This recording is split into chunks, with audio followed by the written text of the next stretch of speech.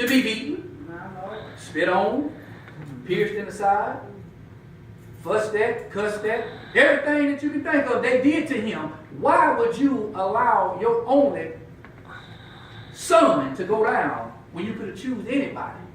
If we could live just that perfect life. I'm not saying you can live that perfect life, but what I'm saying is we can strive better than what we do. You got a destination you're trying to get to, but your determination is look like it's on hold. You get in the car, you got the park, the reverse, neutral, drive, and they got an L1 and an L2. Listen, I don't have nothing but drive. Because if I hit park, then that means I'm sitting still on God. If I hit reverse, that means I'm going back to what I used to be. If I stay in neutral, then that means I'm just sitting still on everything he just said from that point to this point, and now I'm not going forward. But now if I want to go in low gear, that means I'm just going to sit. I won't stay in drive because I'm pressing forward. Press on. I got a destination I got to get to. My determination is to continue to read, continue to study, continue to pray, continue to fast, and do what God wants me to do. We got a destination that we got to get to. We got a determination that we determined to get there. You can do everything else. Looks like a destination to you. I got to get this house over here. I'm going to get this money up. I'm going to save this money up. I got to get this house. You determined to get it. The destination can be anything. But your determination decides on what you're going to do when you get to the end of it. Thank you, Lord. Jesus' purpose in telling about his return is not to stimulate predictions and calculations about the date, but to warn us to be prepared. That's right. He just wanted us to be ready. We say we want to live with him, but what he's doing, he's warning us to be ready. Because he says he's coming back like a thief in the night. Oh, yes. Who's to say when my uncle was sitting on a chair that Sunday morning just knew that the Lord was coming to get him? You just sitting there, you just got up from Saturday doing good, you're doing good Sunday, and all of a sudden, a lot of times we don't like to talk about death, but it's real. A lot of times we don't want to hear when the pastor preaching about heaven and hell, but it's real. A lot of preachers say, well, I'm not preaching this word to scare you. Yeah, I am. I hope the Lord can scare you into doing right. That's right. That's what the word is for. It's for to pierce you, to get you to do right. Doing right. However the Lord need to get to you, he's sending messages. He's sending a warning sign. And we're still not going along with it. December, we in 70-degree weather. I remember in December when it was just pouring down with snow. Snow just sticking hot. Now we got 70-degree weather with sun out. January we still pretty good to start out. Then it start getting a little cold. So you won't know the seasons. And right now you don't even know the season. We don't know what it is right now. Today is summer. Tomorrow is fall. Come Wednesday is spring. Jesus is coming back. We know this is true. But this was something that got to me. It said, does this mean we must quit our jobs in order to serve God? No. It means we are to use our time, talents, and treasuries delightfully in order to serve God completely in whatever we do. Praise dancing. It's something that goes up to show that I love the Lord. Goes up to show that this is what I was designed to do because I can bring people in by praise dancing. Heard the pastor say, she never thought Marche would do it. Now look at her.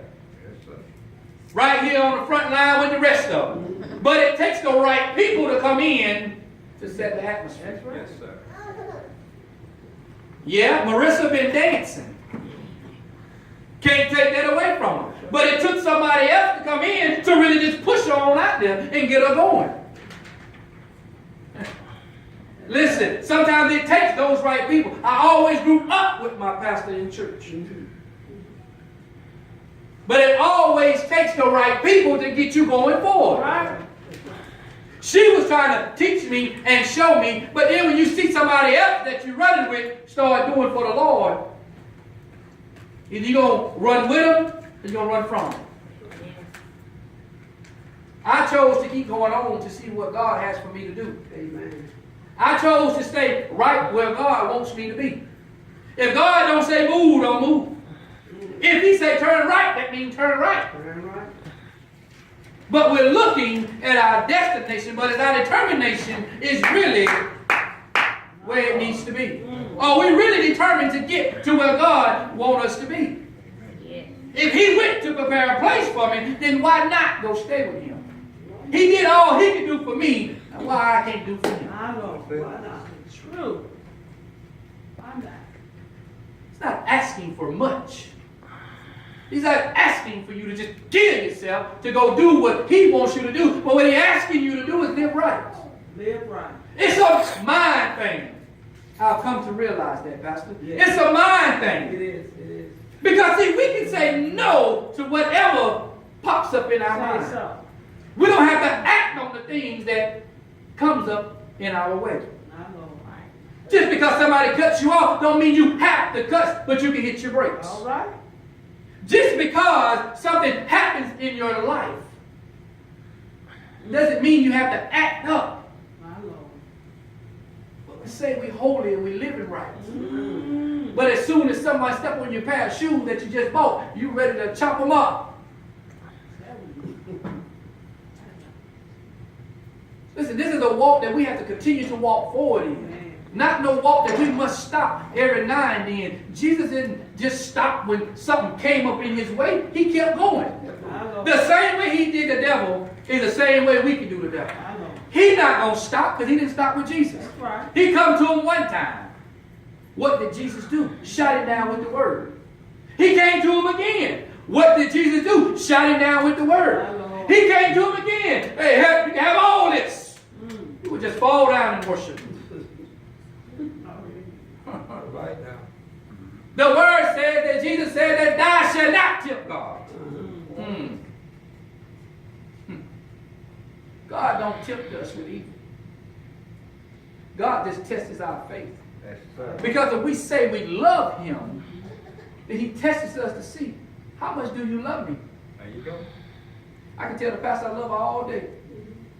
Let her come and ask me for $100 and I turn my back on her. Where that love at? Tough love, bro. Where's that love at? Huh? That ain't love, that's the action word. We got to do something about it. I need $100. I should be able, if I say I love you, I should be able to go in my pocket and give it to you. Forgot it. That's right. I'll pull out 20. There you go. But what are we doing now? Our determination is really our destination.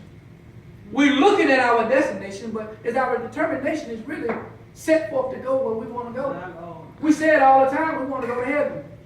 I don't think nobody want to go to hell. I hear people say we live in that now, but from what the word says, that I don't see fire burning constantly.